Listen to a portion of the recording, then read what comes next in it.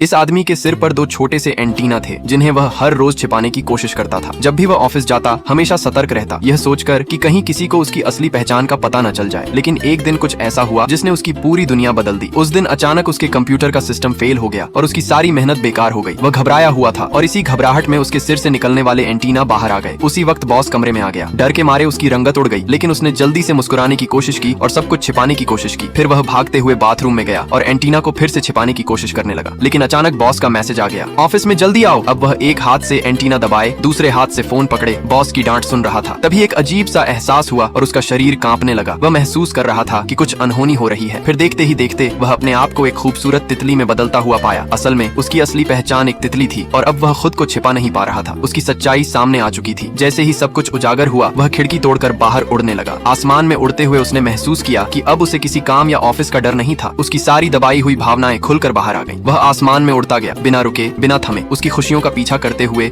वह उस जगह पहुंच गया जहां जाने का सपना उसने हमेशा देखा था। वह उस जगह पर गिर पड़ा, लेकिन फिर भी मुस्कुराता हुआ। अब उसे किसी और चीज की चिंता नहीं थी, क्योंकि वह उस दुनिया में था जहां वह हमेशा से खुद को देखना चाहता था। जब उसने अपनी आंखें खोली तो उसने देखा कि आसपास बहुत सी तितलियां उड़ रही थीं। अब वह अकेला नहीं था और उसकी असली पहचान की महक उसे पूरी दुनिया में महसूस हो रही थी।